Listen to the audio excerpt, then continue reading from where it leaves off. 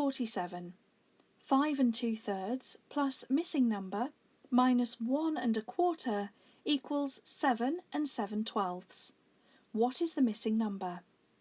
To work out the answer to this question, we are going to need to change the fractions.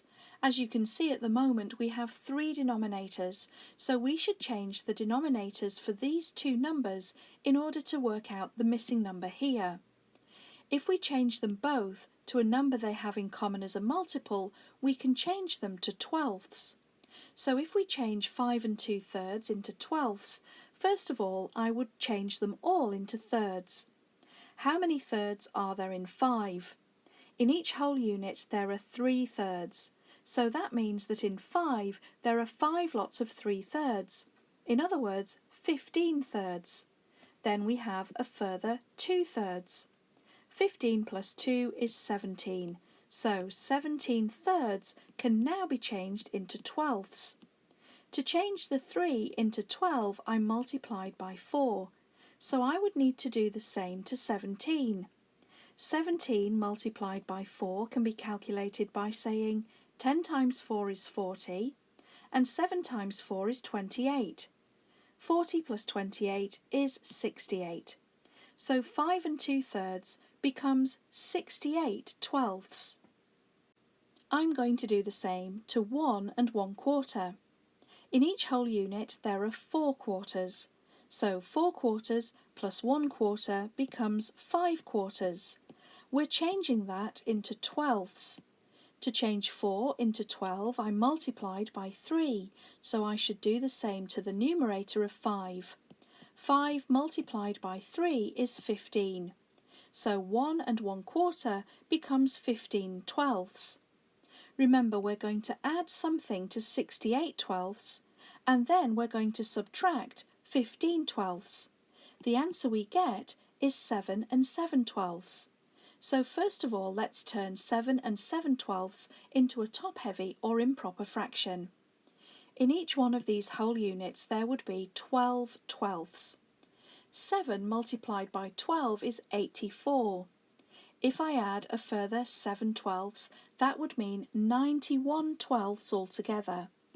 So when I've finished calculating, I should end up with 91 twelfths. We can carry out this calculation in a slightly different order. If I start with 68 twelfths, and I take away 15 of them, how many would I have left? 68 take away 10 would be 58, and if I took away a further 5, this would be 53.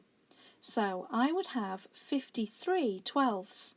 But remember, I need to end up with 91 twelfths. So what would I need to add at this stage to make that calculation be true? 53 plus what makes 91? If I added 7 to 53, then I would have 60. If I added a further 31, then I would make 91. 31 plus 7 makes 38. So at this stage I would need to add 38 twelfths to make the calculation correct.